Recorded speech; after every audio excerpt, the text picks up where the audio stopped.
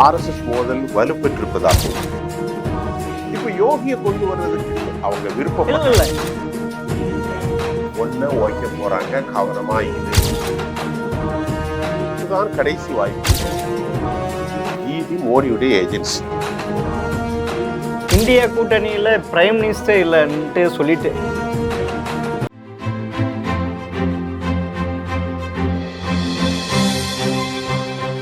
GeM TV நேயர்களுக்கு வணக்கம். அரசியல் ஆடுகளத்தில் இன்றைய நிலவரங்களை பற்றி பேசுவோம் பாருங்கள். வணக்கம் சுப்பியான் சார். சார் எப்படி இருக்கீங்க? நல்லா இருக்கேன் சார். என்ன சார் வெயில் கொஞ்சம் பரவாயில்ல, கத்திரி வெயில் இல்லாமல் சவுத்துலாம் மழை பெஞ்சு அடிக்குது போல இருக்கு. சவுத்தில் மழை பெய்யுது, நார்த்தில் அரசியல் வெயில், அரசியல் களம். நம்ம இன்னைக்கு என்ன பேச போறோம் சார்? உங்கள்கிட்ட நிறைய செய்திகளோடு வந்திருப்பீங்க போல. ஆமாம் சார். என்ன சார் கேஜ்ரிவால் வெளியே வந்த உடனே பெரிய குண்டா போடுறாரு. இந்தியா கூட்டணியில் பிரைம் மினிஸ்டர் இல்லைன்ட்டு அவங்க சொல்லிட்டு இருந்தாங்க பாஜக. இவர் என்னடான்னா அங்கே முதலுக்கே மோசம்ன்ட்டு சொல்கிறாரு. ஏன்னா மோடி 75 வயசு ஆனால் அதுக்கு அப்புறமா அவர் பிரதமராக இருக்க மாட்டார் அப்படின்ட்டு. ஏன்னா மோடிக்கு ஒரு வேவ் இருக்குது, ஆதரவு இருக்குது. கண்டிப்பாக. அதனால் அந்த ஓட்டை குறைக்கணும் இது பண்ணிட்டு ஒரு ட்வீட் பண்ணியிருக்கார் போல இருக்கு. நல்லா வெடிச்சிருக்கு போல இருக்கு. சொல்றீங்க கேஜ்ரிவால். ஆனால் அதில் அது உண்மையிலே இப்போ அதுக்கு பதில் சொல்லக்கூடிய ஒரு சூழல் இப்போ பிஜேபிக்கு ஒரு கடமையாயிற்று. ஆமாம் சார். கொளுத்தி போட்டதுன்னு நம்ம கலோக்கியலாக சொல்லுவோம். ஆமாம். மிஸ்டர் ராமன் அப்படிங்கிறது ஒரு ஆங்கில பத்திரிகையில் ஒரு கட்டுரை எழுதியிருக்காரு. இப்போ உண்மையிலேயே பிஜேபி ஆர்எஸ்எஸ் மோதல் வலுப்பெற்றிருப்பதாகவும் ஆர்எஸ்எஸ்னுடைய ஐடியாலஜியில் மோகன் பகாவத் ஒரு கருத்தை சொல்கிறார். என்ன கருத்துனா, எனக்கு மோடியோட 6 நாள் தான் நான் வயசு மூப்பு, நான் ரிட்டையர்ட் ஆக போகிறேன் என்னுடைய 75 வயதுலன்னு சொல்லியிருக்காரு. அப்படின்னா அது ஒரு செய்தி அவர் சொல்கிறார் சார். அது ஒன்று எங்களுக்கு அப்படி ஒரு பைலாவே இல்லைன்றாங்க சார் பிஜேபி. எங்களுடைய பைலாவே இல்ல. அது எப்படி அதெல்லாம் ஆனா அப்படி பைலா இல்லாதப்ப எப்படி அத்வானி இது பண்ணாரு? எப்படி அத்வானி போனாரு? முரளி ஜோஷி எப்படி போனாரு? இப்போ சுமிதா மகாஜன். ஆமா. ஆனா இப்ப ஆர்எஸ்எஸ் என்ன பயப்படுது அப்படின்னு சொன்னா, இவங்க அந்த தலைமை பொறுப்பில் இருக்கக்கூடிய நாக்பூர்ல உள்ள தலைமையை அந்த சித்தாந்த ரீதியாக அதை அவர்கள் பிஎம்ஓ அலுவலகத்துக்கு மாற்றி விடுவதாகவும் இந்த ஆங்கில கட்டுரை வயர் சுட்டி காட்டுது. அது ஒண்ணு இல்ல இவங்க 2 பேரும் ஆக்குபைட் பண்ணிடுவாங்களே. அதான் நீங்க சொன்னதான். நான் ஒரு பேட்டர்ன் சொன்னீங்க, நீங்க சொல்றது ஒரே கருத்து. அது ஒண்ணு. தலைமைக்கு இனி இவங்க வைக்கிறதா ஆளுங்க வருவாங்க ஆர்எஸ்எஸ் அப்படின்னு சொல்றாங்க. ஆனால் இன்னொன்னு சொல்றாங்க, மோடி 75 வயசுக்கு அப்புறமா இன்னும் 2025 வரைக்கும் தான் அவர் ஜெயிச்ச பிரதமராக இருப்பார். அப்புறமா அமித்ஷா தான்ன்றாங்க. ஆனா அமித்ஷா நான் கிடையாதுன்றாங்க. அது யார் உண்மையை சொல்லுவாங்க? இப்ப மோடி அமித்ஷா கூட்டணி பிரிக்க முடியாத கூட்டணி, இன்பத்திலும் துன்பத்திலும் அப்படிங்கிற மாதிரி ஒரு கூட்டணி. 2002 படுகொலைகள் நடந்துச்சு இல்லையா குஜராத்தில்? அதுல மிகப்பெரிய குற்றவாளிகளாக 2 பேரும் தான் செயல்பட்டாங்க. இவங்களுடைய ஆதரவு இல்லாம அவங்களாம் குற்றவாளிகள் செயல்பட முடியாதுன்ற குறைகள் வைக்கப்பட்ட போது அந்த போர்ட்போலியோவில் 2 பேரும் தான் வந்தாங்க. 2013ஆம் ஆண்டு மோடி வருவதற்கு முன்பு முசஃபராபாத்தில் நடந்த ஜாட் முஸ்லீம் கலவரத்திற்கும் இவரை தான் குற்றம் சாட்டினாங்க. 2020ஆம் ஆண்டு டெல்லியில் நடந்த கலவரத்துக்கும் அமித்ஷாவை தான் குற்றம் சாட்டினாங்க. இப்போ மோடி அமித்ஷா எப்படின்னா உடல்கள் வேறு ஆனால் உள்ளம் ஒன்று. ஆனால் இதைத்தான் ஆர்எஸ்எஸ் ரொம்ப கவனமாக எதிர்க்கிறது. ஆர்எஸ்எஸ் ஏன் எதுக்குதுன்னு சொன்னா, நீங்க சொன்ன மாதிரி யஷ்வந்த் சின்ஹா, அருண் ஷோரி, அத்வானி, சுமிதா மகாஜன், முரளி மனோகர் ஜோஷி போன்ற இன்னும் நிறைய பேரை சொல்லலாம். அது சிவராஜ் சௌகானையும் காலி பண்ணிட்டாங்க. சிவராஜ் சிங் சௌகான், வசுந்தரா எல்லாமே சொல்லிட்டு இப்ப அவங்களுக்கு இடைஞ்சலாக இடையூறாக இருக்கிற ஒரே ஆளு தாக்கூர் இனத்தை சார்ந்த யோகி ஆதித்யநாத். யோகி ஆதித்யநாத்தை நல்ல ஒரு பேச்சாளரா அவர் ஒரு சமூக கொண்டு வர்றதுக்கு ஆர்எஸ்எஸ் விரும்புது. ஆர்எஸ்எஸ் இவங்க 2 பேரையும் அப்படி சைட்லைன் பண்றதுக்கு அங்க விரும்புது. ஆமா, அதுக்கு தான் 75 வயசு இது கம்பல் பண்ணி அந்த யோகி ஆதித்யநாத் கொண்டு வரலான்ட்டு ஆர்எஸ்எஸ் விரும்புது. ஆனால் மோடி இவங்க 2 பேரும் என்ன செய்றாங்க, இவரை எப்படியாவது காலி பண்ணிடணும். யார? இவரை வந்து ஆனால் ஒன்று சிவராஜ் சவுக்கான மாதிரி வசுந்தராஜ் சிந்தியா மாதிரி இவரை பண்ண முடியாது. ஆனால் அதுக்கும் ஒரு இது பண்ணுறாங்க. நாங்கள் வந்து சிவராஜ் சவுகான இப்போ வந்து எலெக்ஷனில் நிற்க வச்சிருக்கோம், பார்லிமெண்ட் எலெக்ஷன். அவர் ஒரு மாநிலத்துடைய முதலமைச்சர். நான் கேட்குறேன் குட்டி கண்ணன்ட்ட கேட்குறேன், மத்திய பிரதேச முதலமைச்சர் யார் சொல்லுங்க? சிவராஜ் சௌகான் சார். இப்போ எங்க சார் இன்னும் கேட்டீங்கன்னா இல்ல சார், யாரு இப்ப யாரு மத்திய பிரதேச? யாருக்கும் தெரியாது. யாரோ யாதோ. ராஜஸ்தான் முதல்வர் யார் சார்? யாருக்கும் தெரியாது. அதே மாதிரி நம்ம ரெண்டு பேரும் அரசியல் திறனாய்வாளர். ஆமா, ஆனா நமக்கே அந்த பேர் வர மாட்டேங்குது. ஆமா, சத்தீஸ்கர். அப்ப சத்தீஸ்கர்ல யாரு? ராமன் சிங் யாரு சார்? ராமன் சிங் எங்க இருந்து எடுத்தாங்க? ஆமா சார், அவர்தான் வந்து ராமன் சிங்க காலி பண்ணிட்டாங்க. சிவராஜ் சிந்தியாவை காலி பண்ணிட்டாங்க. சிவராஜ் சவுகான் 8 வருஷம் வயசு கம்மி. யாரோட? மோடி சார். ஒன்னும் கேட்டீங்கன்னா 10 வருஷம் காலி சார். குஜராத்தும் ரெண்டு பேரும் பிரதமருக்கு போட்டி. ஆஹா, ரெண்டு பேருமே சிஎம் இருக்கிறப்ப தலைவர் இல்ல, மோடியை விட சிவராஜ் சௌகான் நல்லா இது பண்ணாரு. அடுத்த இது வந்து அவர் தான் பிரைம் மினிஸ்டர் கேண்டிடேட்டா வருவாருன்ட்டு அப்படி ஒரு நிலைமை இருந்தது சார். ஆனா அப்படிப்பட்டவருக்கு இன்னைக்கு இப்போ கேக்குறேன், இது எவ்வளவு பெரிய சர்வாதிகாரம்னு எல்லாரும் பேசுறாங்கன்னா, பட்னாவிஸ் ஒரு 6-7 மொழி தெரியும். ஆமா, அவரை அப்படியே காலி பண்ண காரணம் என்ன தெரியுமா? அவர் சித்பவ பிராமணர், RSS சித்பவ பிராமணர். ஆக இவர் வந்தா பெரும் சிக்கல் என்று அவரை அப்படி சைட்லைன் பண்ணிட்டு சிண்டையை கொண்டு வந்துட்டாங்க. இன்னொன்னு சொல்லி முடிச்சுக்கிறேன். இன்னொன்னு யாரை கொண்டு வந்தாங்க? கட்காரி. அற்புதமான தலைவர், நல்ல நிதானமான ஆளு கட்காரி. அதிர்ந்து பேசக்கூடியவர் அல்ல. அவரையும் க்ளோஸ் பண்ணிட்டாங்க. அப்ப நீங்க பாருங்க. ஆனா க்ளோஸ் பண்ணிட்டாங்க இன்னும் இருக்கிறா சார். சார் க்ளோஸ்னா போட்டி இல்லாத ஒரு ஒதுக்கப்பட்டு. இப்ப ராம்தேவ் ஒருத்தர் இருந்தாரு. ராம்தேவ் பாபா ராம்தேவ் இல்ல, ராமதேவ் வந்தார்ல RSS. அவர் இப்ப எங்க இருக்காரு? எங்க இருக்குன்னு தெரியல. இப்ப இருக்கிற 3 பேர் தான் தெரியுது. மோடி, அமித்ஷா, ராஜ்நாத் சிங் மற்றும் யோகி. ஆமா, இந்த தலைமைச் செயலர். அதுல வந்து பியூஷ் கோயல் 2ஆம் மட்டம் 3ஆம் மட்டம் போயிருவாங்க.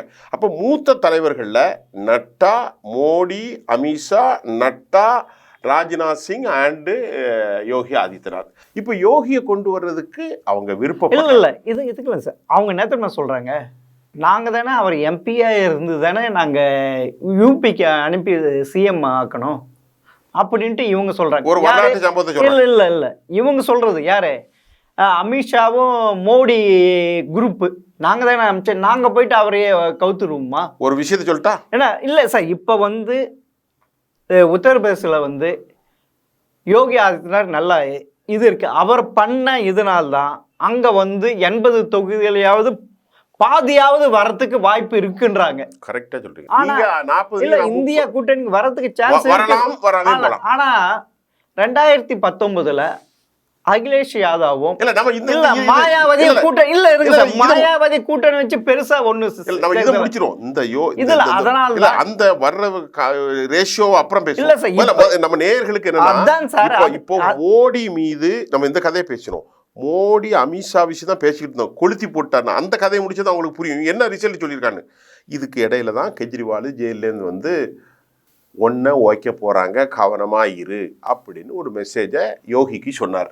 ஆமா சார். யோகி அது குறித்து வெளியே பேசவே இல்லை. அப்படியே ஒரு சிரிப்பு. RSS தலைவர்கள் யாரும் கருத்து தெரிவிக்கல. நல்லா கவனிங்க. RSS இல்ல, சாரி, பிஜேபி தலைவர்கள் யாராவது கருத்து தெரிவிச்சிருக்காங்களா கெஜ்ரிவால் சொன்னது தப்புன்னு? கீழ மட்டத்துல எல்லாமே சொல்லிட்டு இருக்க. இல்ல அமித்ஷாவும் சொல்லியிருக்காரு, ராஜ்நாத் சிங்கும் சொல்லிட்டாங்க சார். நல்ல கவனிங்க குட்டிக்கண்ணன் சார். அமித்ஷா, நட்டா, ராஜ்நாத் சிங் எல்லாருமே அந்த டீம்ல இருக்கிறாங்க. ஆனா பெரும்பான்மையானவர்கள் யாரும் அதை தெரிவிக்கவில்லை. ஆனால் மோடி, இந்த பழைய வரலாறுகளை பார்க்கிற போது மோடி, அமித்ஷா ரகசியமாக நான் போன பிறகு நீ வந்து விடு அப்படிங்கறதான் திட்டம். இப்ப வந்து என்ன தெரியுமா சொல்றாங்க? 2024 அப்புறமா 2029 யாரு? மோடி தான். 2036 மோடி தான் சொல்றா. யாரு? அவங்க சொல்லிட்டு இருக்காங்க. ஆமா, யாரு? நட்டாவும் சொல்றாரு, அமித்ஷாவும் சொல்றாரு. நேத்து என்ன தகவல் தெரியுமா? அதுதான் சொல்றாங்க. இல்ல இது வந்து எங்களுக்கு அப்படி ஒரு பயிலாவே இல்ல. நேத்து என்ன செய்தி வந்தது தெரியுமா? RSS ஏன் யோகியை கொண்டு வர விரும்புகிறது? நான் சொல்லி முடிச்சிடறேன் நேயர்களுக்காக. 29ல் ஒருவேளை இந்த முறை பிஜேபி ஜெயித்தால் 29ல் ஜெயிக்க முடியாது. ஆமாம் சார். ஆகவே இதுதான் கடைசி வாய்ப்பு. இதில் யோகியை கண்டிப்பாக கொண்டு வந்து விட்டால் தான் நம்முடைய ஏனைய திட்டங்களை நிறைவேற்றுவதற்கும் 2025ஆம் ஆண்டு ஆர்எஸ்எஸ்னுடைய நூற்றாண்டு விழாவை சிறப்பாக கொண்டாடுவதற்கும் நல்ல முறையில் இருக்கணும். ஆகவே மோடியை செப்டம்பர் மாதத்தில் நீங்கள் வீட்டுக்கு போங்கள் என்று அனுப்பிவிட்டு அந்த இடத்தில் யோகியை கொண்டு வந்து விடலாம், அல்லது யோகியை முதலாக கொண்டு விடலாம் என்று ஆர்எஸ்எஸ். எந்த செப்டம்பர் 2025 செப்டம்பர்ல இதுன்ட்டு 25 செப்டம்பர்ல தான் இவருக்கு 75 வயசு முடியுது. ஆமா, ஆனா அப்படி அவர் விலகலானா பிஜேபிக்குள்ள ஒரு கலவரம் நடக்கிறதுக்கான வாய்ப்பு இருக்கு. கலவரம் வரப்போகுது, அதை நம்ம பேச போறோம். அடுத்த செய்தியில இருக்கு, சொல்லுங்க சார். இப்ப அரவிந்த் கெஜ்ரிவால் தான் இது கொளுத்தி போட்டாரு. அது முடிஞ்சதே. ஆமா, இப்ப அவருக்கே இப்ப பெரிய பிரச்சனை ஆகி போச்சு சார். என்ன பிரச்சனை? இது இடி அந்த புதிய மதுபான கொள்கை இதுல சார் அது இருங்க சார் அதுல இவர் வாங்கியிருக்காரு அப்படின்ட்டு அவர் மேல குற்றச்சாட்டும், அதே மாதிரி அந்த கட்சி மேலேயும் குற்றச்சாட்டு வச்சிருக்காங்க. இது வச்சு பார்க்குறப்ப அவரையும் முடுக்கலாம், கட்சியும் முடுக்கலாம், அவங்க சொத்தையும் முடுக்கலாம் சார். அப்படிக்கு ஒரு நிலைமைக்கு ஈடி கொண்டு வந்து வச்சுருக்காங்க சார். அதாவது முதல்ல இடி இடி மோடியுடைய ஏஜென்சி, என்ஃபோர்ஸ்மெண்ட் டைரக்டர் அரசு இன்ஸ்டிடியூஷன்னாலும் கூட நல்ல கவனிங்க. இதே அசோக் லவாசாங்கிற தேர்தல் ஆணையாளர் கிளீன் சீட்டு கொடுக்கலன்னா அவங்க வீட்டுக்கு இடி அனுப்புனாங்க. ஆமாம் சார். யாரு? தேர்தல் ஆணையாளர். ஆமாம். அது இன்னைக்கும் அவருடைய ஒய்ஃப் ஒரு பிளாட் வாங்கிச்சான், அசோக் லாவாசா. ஆமாம். அவர் கிளீன் சீட்டு கொடுக்கல. அதே போன்று அவங்க கூட இருக்கக்கூடிய நம்முடைய பிரபுல் ஏவியேஷன் மினிஸ்டர் அந்த பிரபுல் பட்டேல், அப்புறமா நம்ம அசோக் அவரு, அஜித் பவார், இப்படி எல்லாருமே, ஹிமந்த் பிஸ்வா சர்மா வரைக்கும் எல்லாருமே ஊழல் தான். யார் மேலேயாவது போகுதா? போகாது.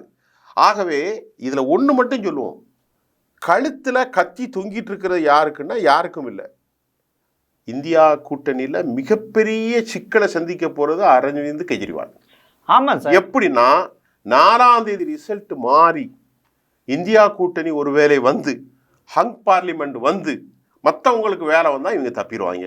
இல்ல 300 சீட்ல பிஜேபி வந்தா அரவிந்த் கெஜ்ரிவால் அஸ்தமனம். இல்ல, அவருடைய கட்சியும் அஸ்தமனம், அவர் சொத்தையும் எல்லாமே போட்டு பக்கா. அதனால ஆனா இது இப்போ இதே மோடி தான் அம்பானி அதானியும் டிராக்டர்ல காங்கிரஸுக்கு பணம் போச்சு என்னாங்க. ஆமா, நீ இடி அனுப்ப வேண்டியதான்னு கேட்டாங்க. யார்? காங்கிரஸ், ராகுல் காந்தி. என்ன சொல்றா தெரியுமா? நான் ஆட்சியில் இருந்த நேரத்தில் அம்பானி அதானிக்கு சலுகை பண்ணணும், என்ன தூக்கில போடுங்க. காபந்து அரசு தான், நாங்க எப்படி அனுப்ப முடியும்? 2020 நாங்க எலெக்ஷன் முடிஞ்சு நாங்க வந்த பிறகு அனுப்புறமா இல்லைன்னு சொல்லியிருக்காங்க. அதனால அடுத்து முக்கியமாக பேச போகிறது நம்ம தமிழ்நாட்டில் செந்தில் பாலாஜியுடைய விஷயம் கிடக்கு. நீங்கள் இடி சொன்னதுனால நான் அதை பேசிட்டாகணும். செந்தில் பாலாஜிக்கு இந்த வழக்கை விசாரிக்கிற ஜூலை மாதமா ஆர்டர் கொடுத்தாங்க. ஜூன் 10ஆம் தேதி. அதுக்கு 10ஆம் தேதிக்கு முன்னால அண்ணாச்சி உள்ள போய் இருக்கிற ஒரு வருஷம் கம்ப்ளீட் ஆயிருக்கு. ஆமா, அதனால அவங்களுடைய சிஷியர்கள் எல்லாம் அண்ணன் உள்ள போய் நாளைக்கு வந்துருவாரு, அட பாவியலா, ஒரு வருஷமா அண்ணனை உள்ள வச்சுட்டீங்களேன்னு பதட்டத்தில் இருக்காங்க. கரூர் பகுதியில் உள்ள அண்ணாச்சியுடைய ஆட்கள். இல்லை, இந்த வாட்டி எப்படியும் ஜாமீன் கிடைச்சிட்டு எதிர்பார்த்தாங்க. ஏன்னா அரவிந்த் கெஜ்ரிவாலுக்கு கிடைச்சிருக்கு. அதே மாதிரி ஏன்னா இவங்க சொன்னது உடம்பு சரியில்லை, ரொம்ப கஷ்டத்தில் இருக்காரு, இதெல்லாம் எடுபடல. எத்தனை தடவை போயிருக்காங்க? 119. இல்ல சுப்ரீம் கோர்ட்ல அவருக்கு விட்டுற மாதிரி இவருக்கு விட்டுருவாங்கன்ட்டு எதிர்பார்த்தாங்க. கடைசியில் ஹேமந்த் பிஸ்வாஸ் இவர் கிடைக்கலையே. ஏன்னா சோரனுக்கு இப்போ சம்மர் வெக்கேஷன் சார். உச்ச நீதிமன்றம் லீவு, அதுக்குள்ள பெயில் வாங்கி வெளியே வந்துடலான்ட்டு பார்த்தாங்க. இப்போ கடைசியில் ஒரு வருஷம் ஆயிருந்து. ஆனால் ஒன்று திருப்பியும் பிஜேபி வந்தா அவர் உள்ளதாங்க இருக்கணும். மணிஷ் சிசோடியா மாதிரி பிஜேபி அவ்வளவு பேரும் காலின்னு சொல்லுங்க. செந்தில் பாலாஜி மட்டும் சொல்லாங்க சார். எடப்பாடிக்கு வேட்டு, இவருக்கு ஸ்டாலினுக்கு வேட்டு. அதுக்கு தான் இப்பயே எதுவுமே பேசாம இருக்கிறாரு. எல்லாரும் நைட்டு தூங்க மாட்டாங்க. யாரு? குட்டிக்கண்ணனும் சுஃபியானுக்கும் ஒன்றும் கிடையாது, துண்டை வச்சுட்டு அங்கே 2 இட்லி சாப்பிட்டு நம்ம பாட்டுக்கு இருப்போம். அவ்வளோ பேரும் பதட்டமாக இருப்பான். நீங்கள் இப்போ சொன்னீங்கல்ல, ஆமாம், என்னது திருப்பியும் பாஜக ஆட்சிக்கு வந்தா எடப்பாடிக்கும் ஸ்டாலினுக்கு வெட்டு சார், அண்ணாமலைக்கே வேட்டு வரும் போல இருக்கு சார். கமலாலயே அப்படி பத்திக்கிட்டு இருக்கு சார். புது கதை பேசுறீங்க. அண்ணாமலை அவர் கட்சியில் சார் உள்ள தமிழ்நாட்டு இல்லை தலைவர் சார், எலெக்ஷனுக்கு எது ஏப்ரல் 19 நடந்தது இல்லை, 40 பார்லிமெண்ட் தொகுதிக்கு அப்ப ஆமாம் சார், ஒரு தொகுதிக்கும் 15 ஸ்வீட் பாக்ஸ் அமைச்சிருக்காங்க. 15 சி ஆ பெரிய ஸ்வீட் பாக்ஸ். ஆமா, கிருஷ்ணா ஸ்வீட். ஆமா, அதே மாதிரி அமிச்சாங்கல்ல. திடீர்னு படம் பார்த்தோன்னே சரியா டிஸ்ட்ரிபியூட் பண்ணாம அமிட்டாங்க. அதை பத்தி ஒரு தகவல் இருக்கு சார். உன்ன கேட்ட பூத் ஏஜென்ட்டுக்கே கொடுக்கலையா சார்? அதைத்தான் பூத் கமிட்டிக்கு ஆளுக்கு ஒரு 1000 ரூபா கொடுப்பான். ஆமா சார், அது கூட கொடுக்கல. இல்ல அப்ப இது அங்க போயிட்டான் டெல்லிக்கு. அவங்க இப்போ என்ன செய்யறாங்க, அமித்ஷா கொஞ்சம் இருங்கப்பா, விவகாரம் முடியிட்டு வச்சுக்கிறேன். இல்ல எதுக்கு இவங்க போட்டாங்கன்னா, ஏன்னா நார்த் இந்தியாவில் சில இப்போ ராஜஸ்தான் ஃபுல்லாக வந்தது சார், ஹரியானாவில் ஃபுல்லாக வந்தது, சத்தீஸ்கரில் ஃபுல்லாக வந்தது, மத்திய பிரதேசம் ஃபுல்லாக வந்தது. ஆனால் இந்த வாட்டி அதேமாரி வர முடியாது. அதுக்கு ஈடு கட்டுறதுக்கு தான் சவுத் இந்தியாவில் அவங்க கவனம் செலுத்தலாம். குறிப்பாக தமிழ்நாட்டிலே கவனம் செலுத்தினாங்க. எப்படியாவது ஒரு 5-6 தொகுதி நம்ம வின் பண்ணால் நல்லா இருக்குமேன்ட்டு தான் அவ்வளோ இறக்குனாங்க. கடைசியில் இவங்கள ஆட்டை போட்டுட்டாங்க. ஆட்டையை போட்டு இப்போ இதில் சிக்க போகிறது யாருன்ட்டு தெரியல. ஆனால் பல பேர் சிக்குவாங்க. ஆனால் பல பேர் சிக்குவாங்க. அதில் ஒரு முக்கியமான விவகாரம் என்னன்னா, கருணாகராஜன்ல இவர் நம்ம நயினார் நாகேந்திரன் எல்லாருக்கும் தான் கிருஷ்ணா ஸ்வீட் பாக்ஸ் போச்சு. ஆமா, எனக்கு மட்டும் போன மாதிரி என்ன காட்டி கொடுத்துட்டியப்பா அப்படின்னு தலைவருக்கு மேல கடும் கோபத்தில் இருக்கிற செய்தி வந்திருக்கு. அது உண்மையா பொய்யா? அவர் அதுவும் இருக்கு. இல்ல அது உண்மையா பொய்யா? உண்மைதான் சார். அதுக்கு மேல அவர் அதுவும் எதிர்பார்க்க தான் சொந்த காசு தான். யாரு? நயினார் வசதியான நல்லா இருந்தது. ஆனா அது போட்டு கொடுத்தது மலை தான்ன்றாங்க. மலை.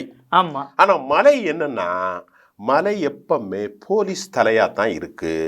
அது ஒரு கிரிமினல் நடவடிக்கைகள்ல ஒரு எஸ்பியா இருந்த மனுஷன் அதே புத்தியில தான் தம்பி மலை இருக்கார். ஆமா சார். அரசியல் எல்லோரையும் அரவணைப்பது, அன்போடு செல்வது. நல்லா கவனிங்க. கருணாநிதியுடைய சூட்சம் என்ன தெரியுமா சார்? யாரா இருந்தாலும் அப்படியே தட்டி கொடுத்து போவார். ஒரு அரசியல் தலைவன் இப்ப கேடி ராகவன்ல இருந்து அவ்வளவு பேரையும் காட்டி கொடுத்தது இவர் தான். ஆமா சார் அப்படின்னு எல்லாரும் பேசுறாங்க. சொந்த கட்சிக்காரனே காட்டி கொடுத்து எல்லாருமே வெளியே போற காரணம் இவர். சின்ன வயசுல ஒரு 40 வயசுல நீ அரசியல் கட்சி நடத்துவதற்கு தகுதியற்ற முறையில் கூட இருந்தே குளிபறித்தால் நெய்னார் போன்ற மூத்த தலைவர்கள் மனம் எந்த அளவுக்கு பாதிக்கும்? அம்மாவுடைய காலத்திலே அரசியலுடைய ஆளுமை நெய்னார் நாகேந்திரன் இல்ல மினிஸ்டராவும் இருந்தவர் சார். மினிஸ்டராவும் இருந்தவர் சார். அவரை போய் காட்டி கொடுத்தால் என்று அவர் வருத்தப்படுகிறார். இல்ல எதுக்கு தெரியுமா? தப்பி தவறி 2000 இந்த பார்லிமெண்ட் எலெக்ஷன்ல அண்ணாமலைக்கு தலைவர் போஸ்ட் கிடைக்குமோ தொடர் கஷ்டமா இருக்கு. திருப்பியும் நயினார் நாகேந்திரன் வரதுக்கு வாய்ப்பு இருக்குன்னு சொல்றாங்க. அதுக்கு இப்பயே இவர் பிளான் பண்ணி அடிக்கிறாரு. நயினார் நாகேந்திரன் ஒரு தென் மாநில தலைவர் ஏடிஎம்கேயோட பேசினார், முன்னால் இருந்த கட்சியோடு பேசுகிறார் என்ற செய்தி வந்திருக்கிறது. அந்த கட்சி சரியாக இல்லாதனால் வேறொரு கட்சியிலையும் பேசிக்கிட்டு இருக்கார் அப்படின்னு வருது. அது ஒருவேளை நயினாராக இருக்கலாமோ? அப்படிதான் இருக்கலாமோ? தென் மாநில தலைவர் வலுவான தலைவர் யாரு? இவர் தானே. ஏன்னா இவர் இப்போ மகாராஷ்டிரால நடக்கிற பார்லிமெண்ட் எலெக்ஷன் தேர்தல் பிரச்சாரத்துக்கு போனார். அது போகத்தானே செய்வாங்க. அங்கிருந்து போய் நாகப்பூர் RSS ஹெட் குவார்டர்ல இந்த சம்பந்தமா பேசியிருக்காரு. இல்ல எனக்கு அப்பாயின்மெண்ட் வாங்கி கொடுங்க, அவங்க கிட்ட பேசுறேன், நான் வாங்கி தரேன்ட்டு சொல்லிட்டு மலை ஏமாத்திட்டாரு. மலையிட்டு தான் கேட்டிருக்காரு இவரு. ஆமா, மலையை ஏமாத்திட்டு இருக்காரு. அது எப்படி கொடுப்பாரு? ஆமா, இவர் அவர் மேலதானே புகார் வாசிக்க போறாரு. ஆமா, புகார் வாசிக்கிற மலைகிட்ட போய் ஓ மேல புகார் வாசிக்கிற மலையே எனக்கு ஒரு அப்பாயின்மெண்ட் தான், மலை எப்படி பெய்யும்? பெய்யாது. டி நகர் இருக்கிற கமலாலயத்தை ஆபீஸ் சின்னதா இருக்கு, பெருசா கட்டணுன்ட்டு எங்கெங்கேயும் இடம் தேடிட்டு இருக்கு. அது உண்மைதானே சார்? அப்படி ஒரு செய்தி வந்திருக்கு. அந்த செய்தியில சக்கரவர்த்திக்கும் நம்ம நாகராஜருக்கும் கடும் மோதலாம். இடத்துக்கு நீ கார் விடுறதுக்கெல்லாம் ஒரு 1.5 ஏக்கர் பெரிய இடமா வாங்குன்னு சொல்லி பூந்தமல்லியில பார்த்துருக்காங்க. அந்த இடத்த சக்கரவர்த்தி சொல்லும் போது அதுக்கு தடை செஞ்சாரா நம்ம நாகராஜன், நம்ம கருணாகராஜன். ஏன்னா ரொம்ப தூரமா இருக்கு. பூந்தமல்லியில அந்த ஒரு மெடிக்கல் காலேஜ் சவிதாங்கிற அது பக்கத்துல பார்த்துருப்பாரு நினைக்கிறேன். இப்போ அதை விட்டுட்டு ஐயாவு மஹால்னு ஒண்ணுல இங்க வச்சிருக்காங்க. அது நம்ம மீசக்காரர் இருக்காரு இல்லையா, RSS மீசக்காரர் அண்ணாச்சி, அவர் பேர் என்னது, உள்ள கேசவ விநாயகம், அவரு வரைக்கும் பஞ்சாயத்து போய் தற்காலிகமாக காரியாலயத்தை ஐயாவு மஹால்ல அமைஞ்சிக்கரையில வச்சு முடிச்சுட்டாங்க. ஆனால் கருணாகராஜன் ஓவர் டாமினேஷன் பண்றாரு. சக்கரவர்த்தி தான் அவரை அறிமுகமே படுத்தி அவரை இப்போ அவர் மட்டம் தட்ட போறாரு. ஆமா, கருணாகராஜன் யார் தெரியுமா சார்? தென் மாவட்டத்தில் உள்ள ஒரு சாதாரண ஒரு மனுஷன். அவர் அண்ணாச்சி வியாபாரம் பண்ணக்கூடிய ஆளு. சமத்துவ மக்கள் கட்சியில அவர் ஒரு பிரிவா இருந்தாரு. இங்க அவருக்கு RSSனா என்னன்னு தெரியுமா? RSS தத்துவம் என்ன தெரியுமா? கோல்வார்கரை பத்தி தெரியுமா? சாவர்கரை பத்தி தெரியுமா? ஷியாம் பிரசாத் முகர்ஜி பத்தி தெரியுமா? அல்லது ஹெட்கேவரை பத்தி தெரியுமா? அல்லது திலகரை பத்தி தெரியுமா? அல்ல யாரை பத்தி அவருக்கு தெரியும்? கேளுங்க, அந்த தத்துவம் என்னப்பான்னு கேளுங்க. அந்த தத்துவத்தை கேளு. நீங்க கருணாகராஜ் இந்த நம்ம தம்பி உதயநிதி இருக்கார்ல, இவரை கூப்பிட்டு அயோத்திதாச பண்டிதன்னா யாரு, நீதி கட்சினா யாரு, ஜஸ்டிஸ் பார்ட்டினா யாரு, எப்படி சமூக நீதி வந்தது சொல்லுங்க தம்பி. சார் அவரும் இப்ப மாவட்டந்தோறும் விசிட் போயிட்டு இருக்காரு போல இருக்கு. அவர் போவார் சார். இதெல்லாம் எப்படின்னா, ஒரு இறை தூதர் சொல்றாரு, இறை தூதர் ஒருத்தர், பின்னொரு காலம் வரும், தகுதியற்றவர்களிடம் தகுதியான பொறுப்புகள் ஒப்படைக்கப்படும். அதான் நடக்கு. இது எல்லாத்துக்கும் அப்ளை பண்றது. நான் சொல்றது இவர் அவர்கள் சொல்ல. பின்னொரு காலம் வரும், இறை தூதர் சொல்றாரு, அந்த காலத்தில் தகுதியே இல்லாதவன்ட்ட தகுதியான பொறுப்புல வருவாங்க. இப்ப அதான் நடக்கு. அப்பதான் நடக்குது. எல்லா செக்டரும் சொல்றேன், எல்லா கட்சி, எல்லா கூட்டம், எல்லா இடங்களும் அது நடக்கு. அது ஒண்ணு சார், ஜூன் 4ஆம் தேதிக்கு அப்புறமா அவர் துணை முதல்வர் ஆயிடுவாருன்ட்டு அதுவும் சொல்றாங்க. யாரு? நீங்க சொன்ன உதயநிதி. அது பழைய செய்தியை போயிட்டே அது கன்க்ளூசிவ், அதாவது அது ஒரு முடிவாக இல்லை. ஆனா அதுல ஒண்ணு சந்தேகம் இருக்காது. நிறைய என்ன சந்தேகம் இருக்கு? அது இல்ல, நிறைய மாவட்ட செயலர்கள்லாம் பதவி போயிடும்னு சொல்றாங்க. ஏன்னா எலெக்ஷன்ல சரியா வேலை செய்யல, உள்ளடி வேலை எல்லாம் செஞ்சிருக்காங்க. ஏற்கனவே இந்த களத்துல பேசிட்டோம். நம்முடைய மு.க. ஸ்டாலின் எல்லாத்தையும் கூப்பிட்டு கடுமையா வார்ன் பண்ணியிருக்காராம். நீங்கள் ஸ்வீட் பாக்ஸ் எல்லாம் ஒழுங்காக கொடுக்காததாகவும் கேள்வி. ஸ்வீட் பாக்ஸ் பெரிய பிரச்சனை. மருமக சபரீசன் அவருடைய நிறுவனம் பெண் தான் இது. இந்த இவ்வளவு டீட்டெயிலும் கொடுத்துருக்கு. இல்லை போனா 2026 காலி அப்படின்ட்டு சொல்றாங்களா? சரி, அது நம்ம என்னங்கிறத பேசுவோம். வேற என்ன சார் செய்தி இருக்கு சார்? இப்போ பார்த்தீங்கன்னா, இப்போ நார்த் இந்தியாவில் குறிப்பாக இந்த 4ஆம் கட்ட தேர்தலில் ஆந்திரா தெலுங்கானா முடிஞ்ச உடனே ஆரம்பிச்சிட்டாங்க சார். எப்படி கொளுத்தி போட்டிருக்காரு பார்த்தீங்களா சார்? இப்போ இதே முஸ்லீம்க்கு எதிராக இது பண்ணியிருக்காரு. அதுக்கு நான் அப்படியே சொல்லலைன்ட்டு அப்படியே டபாலடியா அடிச்சிட்டாரு. மோடி அதிகமா குழந்தை பெற்றிருக்கேன், நான் அவங்கள சொல்லலை, ஏழைங்களை தான் அதிகமா குழப்பத்திருக்கவங்க. ஏன்னா முஸ்லீமும் இந்துக்களையும் நான் பிரிச்சு பார்க்க அப்படி ஒரு எண்ணம் எனக்கு கிடையாது. அது கொளுத்தி போட்டிருக்கான். இப்போ என்னன்னா, மோடி ஒரு அன்லீஸ்ட் பிரைம் மினிஸ்டராக இல்லை, ஒரு அரசியல் கட்சி தலைவராகிட்டார். அவர் ஒரு கண்ணியமான போஸ்ட்டு, ஆனால் அவர் கட்டுப்படுத்த முடியாத ஒரு ஆன்சைட்டி மூட்டில் போயிட்டார். அதனால தான் சின்ன பிள்ளையில் நான் ஈதுலலாம் சாப்பிடுவேன், அவங்களோட நெருக்கமாக இருப்பேன். உலகத் தலைவர்கள், முஸ்லீம்கள் எல்லோரும் என்னை ரொம்ப மன்னிப்பாக வச்சுருக்கேன். நான் அப்படிலாம் பேசினா ஒரு அன்ஃபிட் ஃபார் த பொசிஷன், இந்த பொசிஷனுக்கு நான் இல்லை சொல்லிவிட்டு மறுநாள் சொல்கிறாரு, நான் ஒரு காலமும் முஸ்லீம்களை பற்றி அப்படி தவறாக நினைச்சவே மாட்டேன்னு சொல்லிட்டு மறுநாள் பிரச்சாரத்தில் பேசுகிறாரு. 15% இந்தியாவினுடைய பட்ஜெட்டில் முஸ்லீம்களுக்கு ஒதுக்க போகிறாங்க, கவனமாக இருங்க, இந்து பட்ஜெட்டு முஸ்லீம் பட்ஜெட்னு போடுறாங்கன்ட்டு சொல்லி அவர் மறுபடியும் அது 2008 UP1 கவர்மெண்ட்ல இது நடந்திருக்கு சார். சரி, அந்த இதுதான் அவர் எடுத்து விட்டு இருக்காரு. ஆனா சிறுபான்மையருக்குன்னு சொல்லியிருக்காரு. சிறுபான்மையினா ஒன்லி முஸ்லிமா? அப்படி பேசுறது மட்டும் இல்லாமல் ரொம்ப வரம்பு மீறி அஜ்மல் கசாபை பாதுகாப்பதற்கு காங்கிரஸ் நடவடிக்கை. அது மட்டும் இல்லாம மணிசங்கர் ஐயர் பாகிஸ்தான் கூட நல்ல உறவோடு இருக்கணும். ஏன்னா அவங்க கிட்ட அணுகுண்டு இருக்கு, நம்ம கிட்ட போட்டா அது இப்போ முதல்ல ரொம்ப நாளைக்கு முன்னாடி பேச திருப்பி ஆரம்பிச்சிட்டானுங்க. ஆக இப்படி மோடி பேசுறதுக்கு என்ன காரணம்னு அரசியல் வித்தகர்கள் சொல்றாங்கன்னா, 2014 காங்கிரஸ் கட்சியினுடைய ஊழல், சப்கா சாத், சப்கா விகாஸ், சப்கா விஸ்வாஸ், வளர்ச்சி அரசியல், இன்க்ளூசிவ்னஸ், அது மட்டும் இல்லாமல் எல்லோரையும் இணைந்த ஒரு அரசியல் குஜராத் மாடலை சொன்னாங்க. ஒன்று, அதில் வெற்றி பெற்றார். 2019 ஜிண்டோயிசம், நேஷனலிசம், அதாவது புல்வாமா, பாலாகோட், தேசிய பாதுகாப்பா, தேசத்தினுடைய பாதுகாவலரா, தேசத்தினுடைய வரக்கூடிய த்ரெட்டனுக்கு ஒரு கதாநாயகனாக கொண்டு வரப்பட்டார். இந்த ரெண்டும் இல்லாத, அலை இல்லாத இந்த 3வது தேர்தலில் அவங்க எடுத்துக்கிறது வேலையின்மை, வளர்ச்சியின்மை, அதே மாதிரி ரேட்டு பயங்கரமாக, விலைவாசி உயர்வு, கேஸ் உயர்வு, பெட்ரோல், இப்படி நிறைய. நீங்க இப்படி சொல்றீங்களா? அதே இடத்துல நீங்க இவ்வளவு இது சொல்லிருக்கீங்க. அதே வந்து அவங்க டாய்லெட்டுக்கு கட்டி கொடுத்தது, வீடு கட்டி கொடுத்தது, ரேஷன், இது அதுதான் எடுபடுதுன்றாங்க. இல்ல அது இல்ல, அது எடுபடுது. இது கொஞ்சம் டவுன் ஆக்கிறது. அது நீங்க சொன்ன பெருசு லெவல வெடிக்கல சார். நானே எடுத்து கொடுக்குறேன். ஜல்சக்தி திட்டம், முத்ரா யோஜனா, ஜன்தன் வங்கி, ஆமா சார், ஆயுஷ்மான் பாரத், ஆமா சார், கொரோனாவுக்கு ஊசி போட்டது, ஆமா சார், வீடு கட்டி கொடுத்தது, இப்படி நிறைய விஷயம் இருக்கு. அதெல்லாம் பத்தி பேசாம அவன் குழந்தை பெறுவான், தாலியை பிச்சு கொடுப்பான், 2 எருமை மாட்டில் 1 எருமை மாட்டை கொடுப்பான், தனி பட்ஜெட்டு போடுவான். இப்படியெல்லாம் பேசுறதுக்கு என்ன காரணம்? அரசியல் சொல்றாங்க. முதலில் நடந்த வளர்ச்சி 2014, 2019 இருந்தக்கூடிய புல்வாமா தேசியம் இல்லாமல் அவருக்கு இப்போ பேச எந்த டாபிக்கும் இல்லாததாகத்தான் ப்ரோவோக் பண்றாங்க மக்களை என்று பேசப்படுகிறது. நீங்க சொல்றீங்களே, அதாவது இந்தியா கூட்டணி தேர்தல் அறிக்கை வச்சு பேசுறதுக்குன்னு சொல்லிட்டு இருக்கீங்க. எப்பயுமே பாஜக தேர்தல் அறிக்கை பெருசா எடுத்துக்கிறது கிடையாது சார். 2014 ஃபர்ஸ்ட் போல் முடிஞ்ச பிறகுதான் அவங்க தேர்தல் அறிக்கையை விட்டாங்க. சரி, இந்த வாட்டியாவது இப்ப இதுதான் இப்ப போய்கிட்டு இருக்கு. ஆமா சார், இதுக்கு மேல இன்னும் 3 பேஸ் இருக்கு, 3 பேஸ் இருக்கு. எல்லாம் பிஜேபி 164 தொகுதிகள் எஞ்சி இருக்கிறது குட்டிகரண. அது பிஜேபி உடைய கோட்டைங்க.